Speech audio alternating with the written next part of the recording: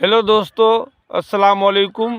मैं अहमद राइन आप लोगों से फिर मुखातिब हो रहा हूँ एक नया कहानी को लेकर के। और मैं वैसे तो हर हफ्ते चाहता हूँ कि आप लोगों से मैं रूबरू हो तो इसीलिए मैं जो है सो हफ्ते में एक वीडियो, वैसे तो मैं सभी दिन गाने लोड करके जो है सो गाने गा करके लोड करता रहता हूँ। और हफ्ते में चाहता हूँ कि एक बार आप लोगों से मैं रूबरू हूँ और मेरे हालात को आप भी जानें और आप लोग किस तरह से हैं। दुआ करते हैं खैरियत से होंगे और अल्लाह आप लोगों की रोजी पूजी में बरकत दे। और जहाँ भी आप लोग रहते हैं तो वहाँ जो है सो आप लोगों को अल्लाह खुश रखे।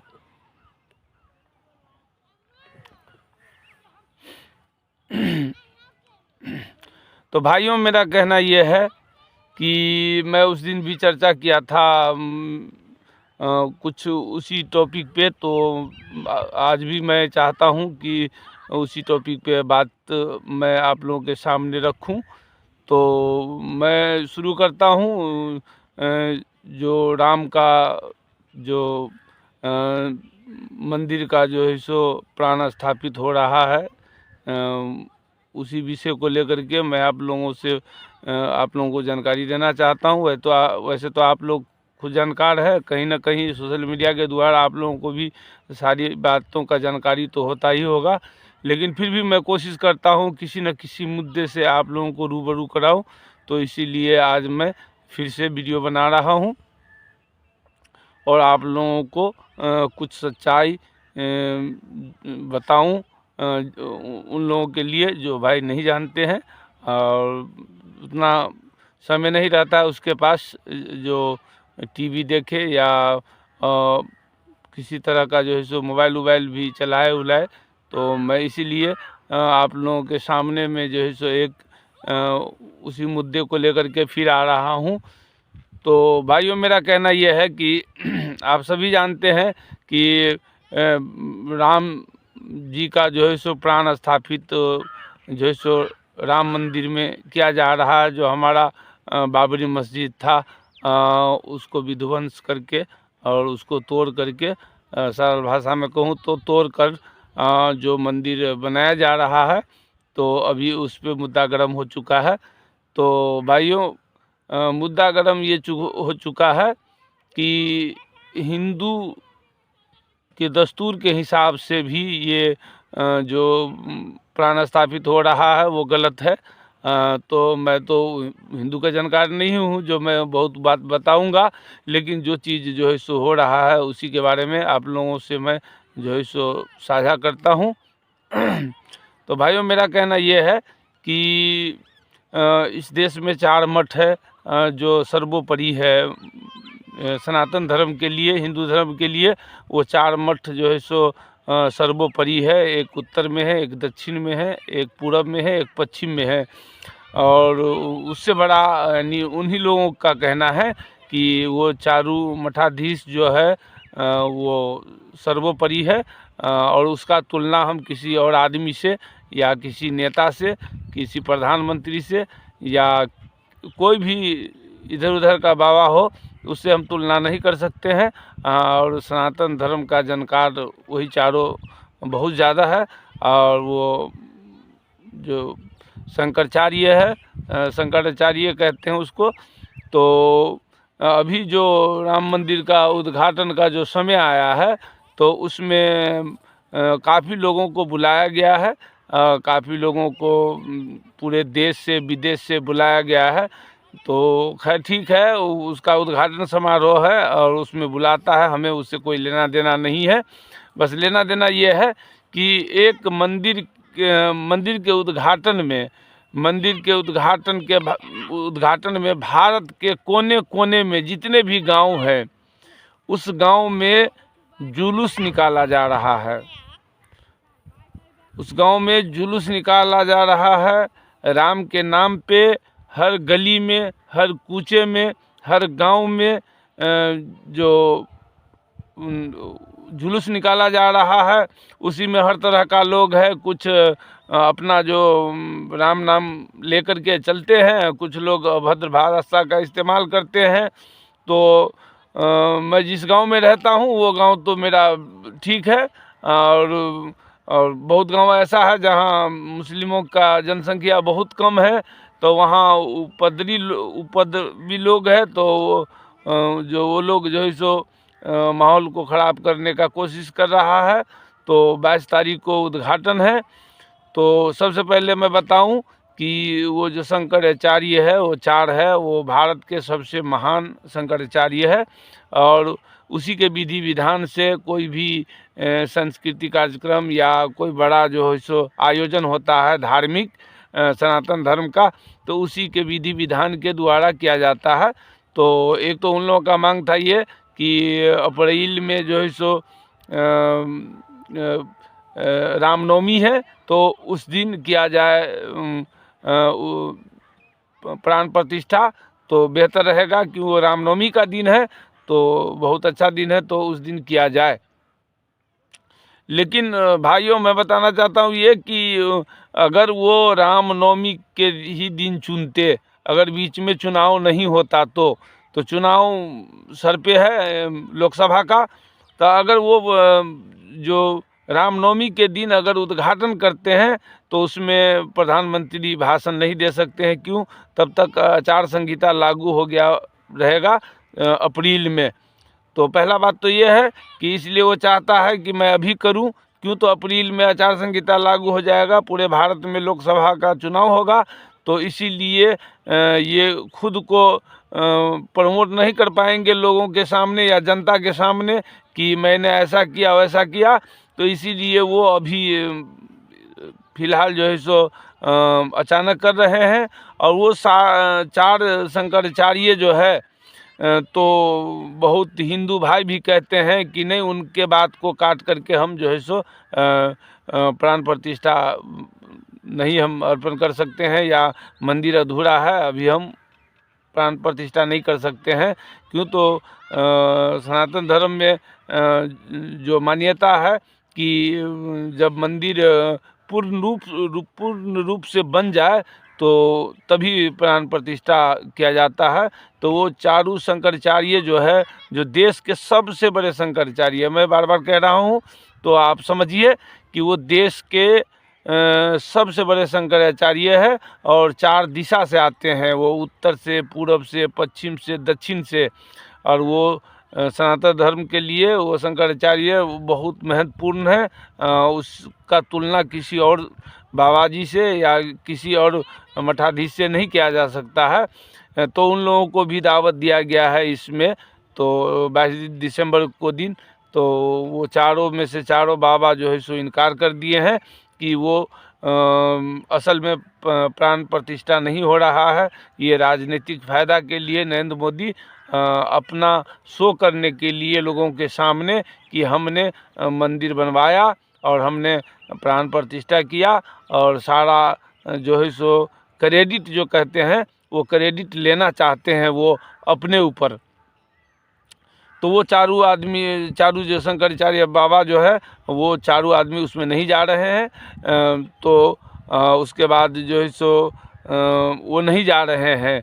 तो अभी तो आप देश का माहौल देखते ही है कि मोदी के सामने, अमित शाह के सामने कोई आए कोई नहीं आए, उसका कोई कुछ बिगड़ने वाला नहीं है, चाहे वो आए नहीं आए।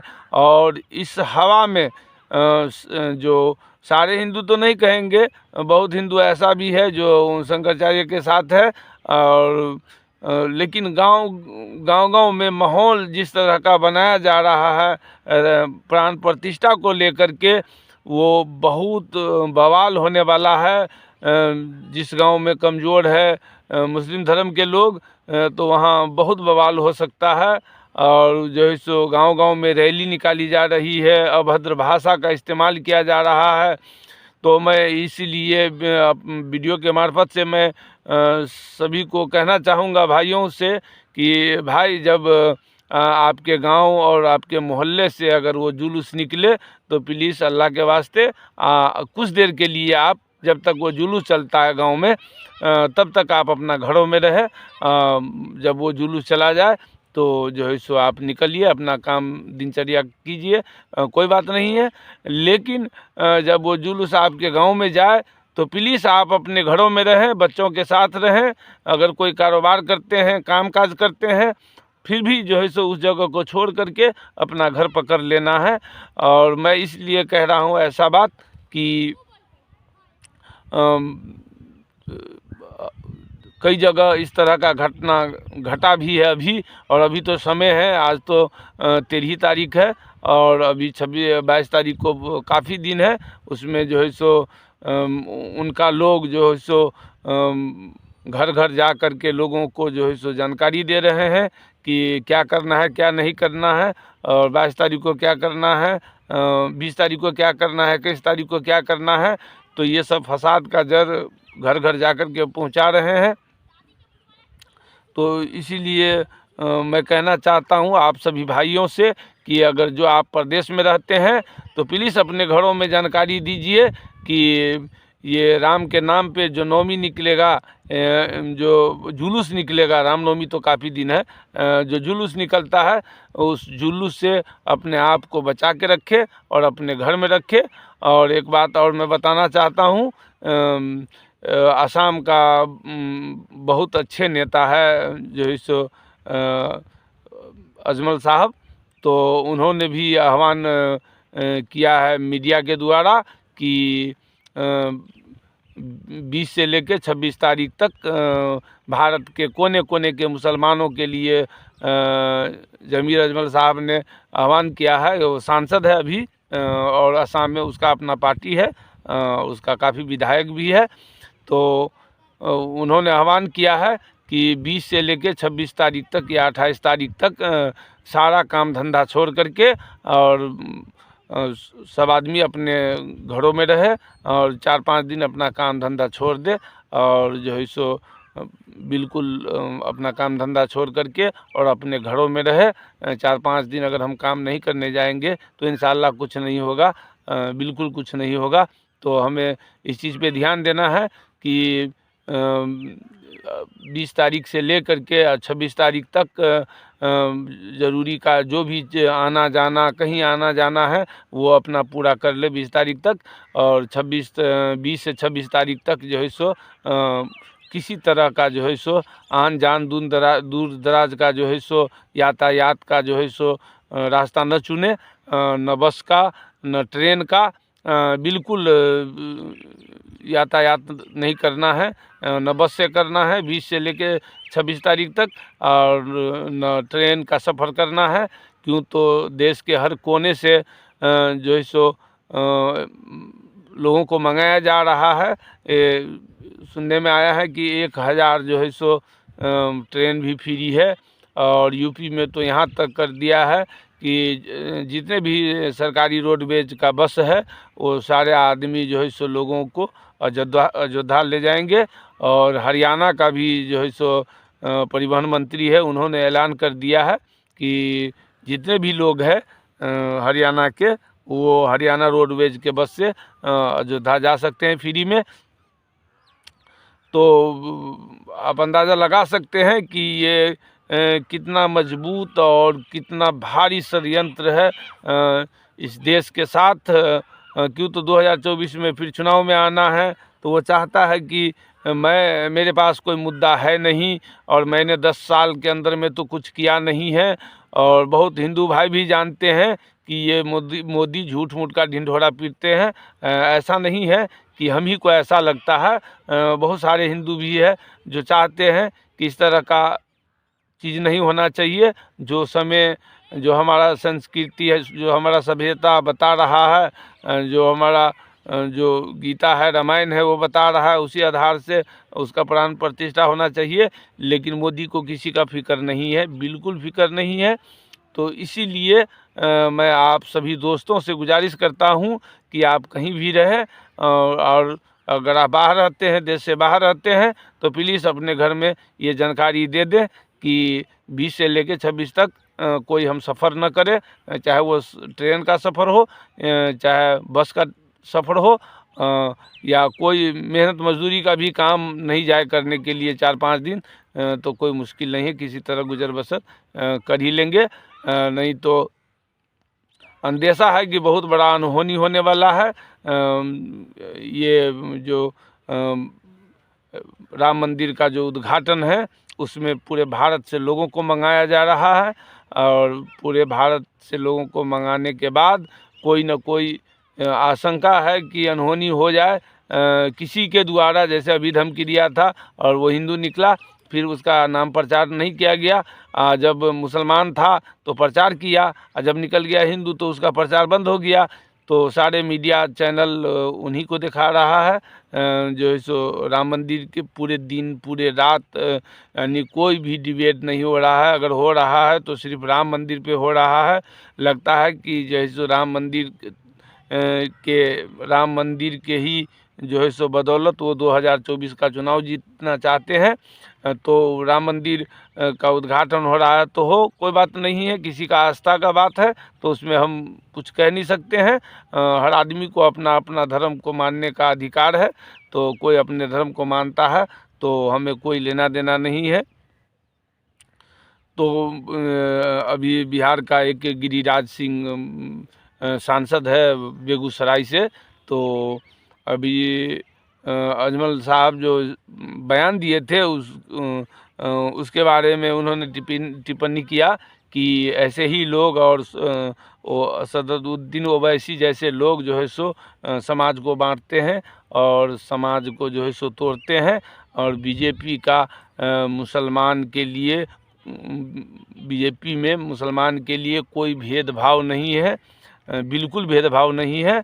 तो वो तो खुद है जो है सो बहुत बुराई करते हैं मुसलमानों को, और वो हमेशा मुसलमान को गाली देने वाले नेता है गिरिराज सिंह। वो क्या बताएंगे, वो तो बार बार कहते हैं कि मुसलमान का जो है सो वोटिंग राइट छीन लेना चाहिए, और अनाप शनाप हमेशा वो सुर्खियों में रहते हैं, और उसी नज़रिए से वो जाने जाते हैं। बीजेपी में भी बहुत अच्छे अच्छे नेता है जिसके ज़ुबान से कभी किसी जाति धर्म के लिए किसी तरह का कोई भेदभाव सुनाई नहीं देता है। लेकिन उसी में जो कुछ लोग ऐसा है जो श्री मोदी के नाम से जीत जाते हैं, उसको अपना जनता के सामने जाना नहीं पड़ता है, जनता के सवालों को जवाब नहीं देना पड़ता है कि हम इतने दिनों से सांसद है तो हमारे क्षेत्र में क्या विकास हुआ है नहीं हुआ है। उस तरह का कोई भी सवाल से वो लोग डरता है, रहता है पार्लियामेंट में या अपने कामकाज में रहते हैं। अब चुनाव होता है तो हिंदू के नाम पे जो है सो हिंदू कर के और जो है सो वो लोग जीत जाते हैं। तो जो प्रजातंत्र का जो हैसियत है वो वोटिंग से बनता है, और वोटिंग में चुनाव का जो सरल तरीका है तो हमारे अकल में ही हर नेता दूर दरवाजे पे जाते थे, लोगों से वोट मांगते थे कि आप हमको जिताइए, हम आपको ये विकास करेंगे वो विकास करेंगे। तो ऐसा बहुत देखा है हमने नेता सबको घूमते फिरते हुए और लोगों से मिलते जुलते हुए। लेकिन अब वो दौर 2014 से बदल गया है। क्यों? तो ईवीएम मशीन से वोटिंग होता है और जो है सो दिल्ली में बैठे ही नेता जीत जाता है, तो उसे जनता से रूबरू होने की क्या ज़रूरत है। तो वो जनता से मिलते नहीं हैं, और जब गिनती होता है तो कहता है कि इतने वोट से वो जीत गए, जबकि उसका उस क्षेत्र में जिस क्षेत्र से वो जीते हैं उस क्षेत्र में आना जाना तक नहीं है। लेकिन फिर भी चुनाव होता है तो जीत जाता है। इसीलिए ईवीएम का मुद्दा जो है सो गरमाया हुआ है। लेकिन मैं ईवीएम के बारे में जानता तो नहीं कुछ हूँ, लेकिन लोगों के द्वारा जैसे सुनता हूँ कि जब तक ईवीएम रहेगा तो मोदी को हटाना नामुमकिन है, मुमकिन ही नहीं नामुमकिन है। और विपक्ष के लोग थोड़ा सा हल्ला कर देते हैं, शोर शराबा कर देते हैं कि ईवीएम हटाइए ईवीएम हटाइए। अभी कुछ अमेरिका का इंजीनियर ला करके उसको मैनिपुलेट करते हुए दिखाया गया है, लेकिन फिर भी उस पे इस देश का मीडिया कुछ बोल नहीं सकता है। बिल्कुल जूं नहीं रेंगता है किसी के दिल में कि ये बहुत ख़तरनाक चीज़ है, जनता का अधिकार को छीना जा रहा है। जनता जिसको चुनते हैं वोट उनके पास नहीं जाता है, और जिसको नकारते हैं वो जीत जाता है। तो जनता तो बंधा हुआ है नेता के नेतागिरी में। जब तक नेता नहीं कुछ करेंगे, जब तक आम जनता का हैसियत ही क्या है। और अभी देश में तो माहौल ऐसा है कि बड़े बड़े नेता को भी जेल में पकड़ के ठूस देते हैं, और किसी का कुछ नहीं चलता है अभी। और 22 तारीख तक देखिए, अभी यूपी में ऐलान हुआ है कि 5 लाख जो है सो RSS के कार्यकर्ता जो है सो घर घर में जाएंगे और संदेश देंगे, जानकारी देंगे, और जो भी है उन लोगों का इरादा वो जा कर के अपने घर घर बताएंगे। तो उन लोगों का टारगेट है, तो वो लोग अपने काम को अंजाम देने के लिए निकल चुके हैं। और यहाँ तक कि न्यूज़ एंकर, न्यूज़ का जो गाड़ी होता है, हम भी दिल्ली में रहते थे तो पहले देखते थे, चैनल का गाड़ी होता था। तो कल हम देखे जो चैनल पे न्यूज़ 9 जो होता है, उस पे एक और कोई चैनल था, उस पे राम मंदिर या राम ऐसे ही कुछ राम आ रहे हैं इस तरह का शब्द लिखा हुआ।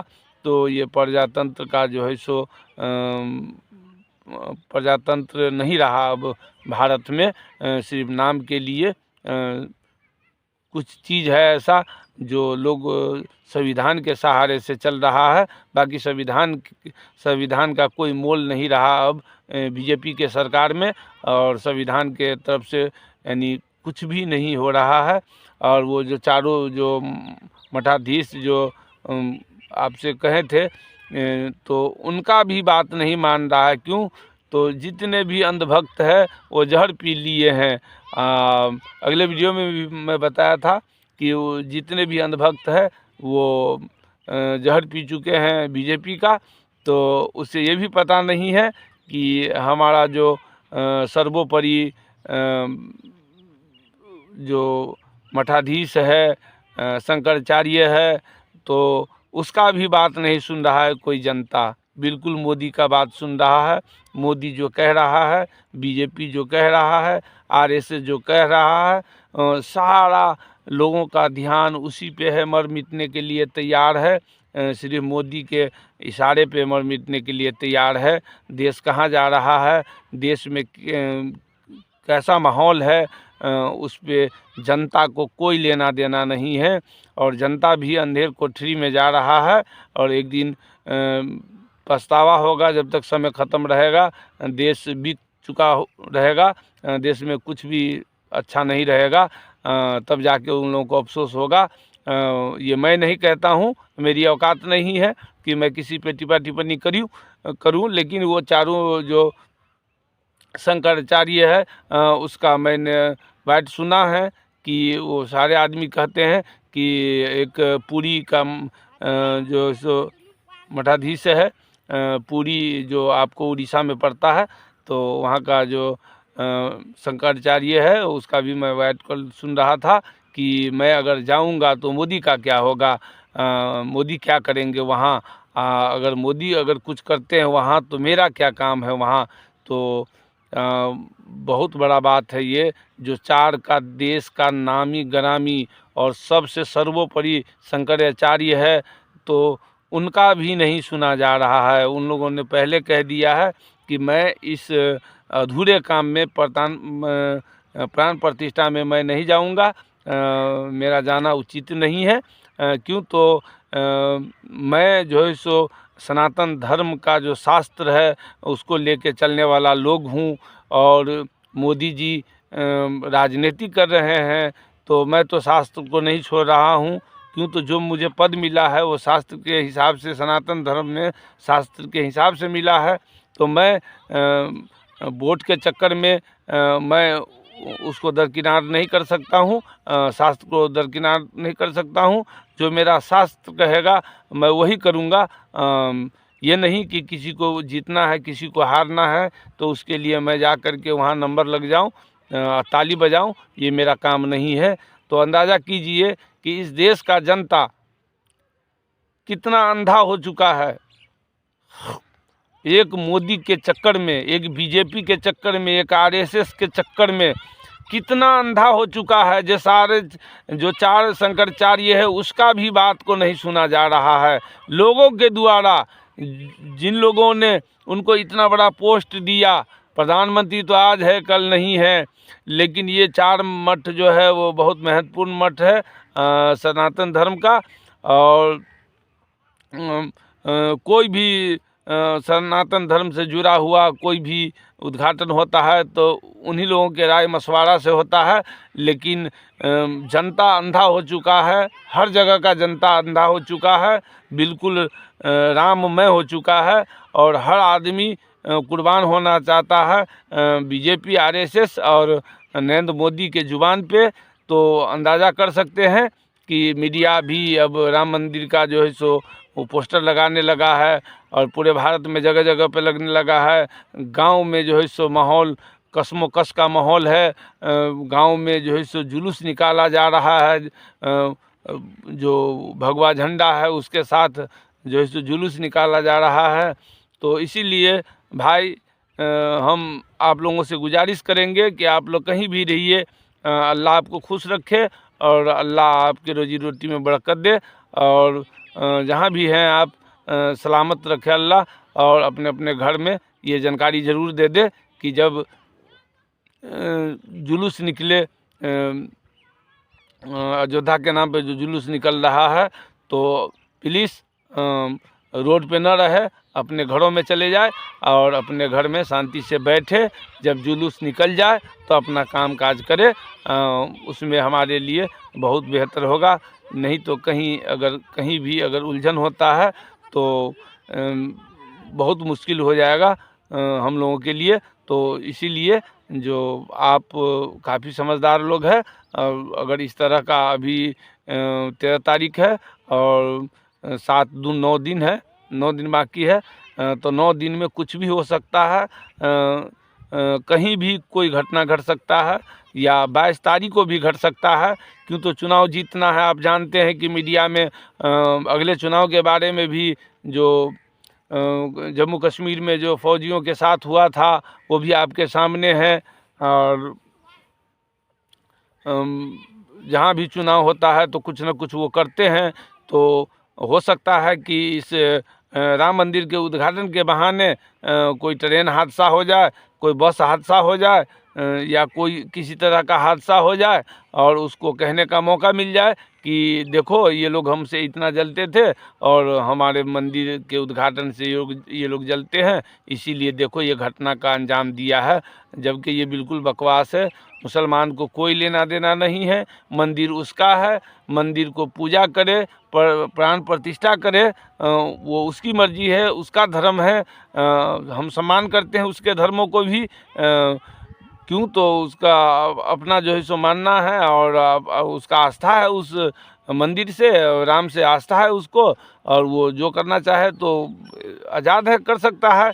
लेकिन मेरा कहना यह है कि देश का माहौल नहीं बिगड़े, आप पूजा ही करना है, आपको 50 लाख आदमी को बुलाना है तो दूसरा रास्ता इख्तियार कीजिए। और गांव-गांव में जुलूस निकाले जा रहे हैं। पहले रामनवमी का भी जुलूस नहीं निकलता था, 2010 से रामनवमी का जुलूस भी निकलने लगा है।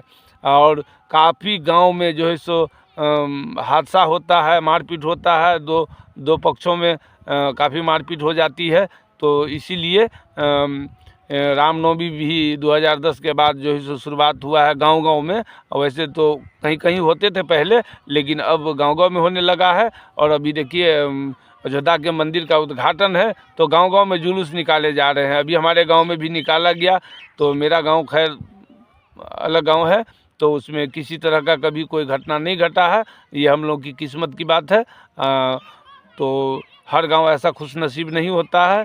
तो मैं सभी दोस्तों से गुजारिश करना चाहूँगा कि भाइयों मेरे वीडियो को ज़्यादा से ज़्यादा शेयर करें और ज़्यादा से ज़्यादा लोगों को पहुंचाए। और मैं एक बात और बता रहा हूं आप लोगों को, मेरा सब्सक्राइबर 274 हुए हैं मेरा यूट्यूब चैनल खोले हुए, जो है सो कल 3 महीना हो जाएगा, और उस हिसाब से सब्सक्राइबर मेरा बहुत कम है।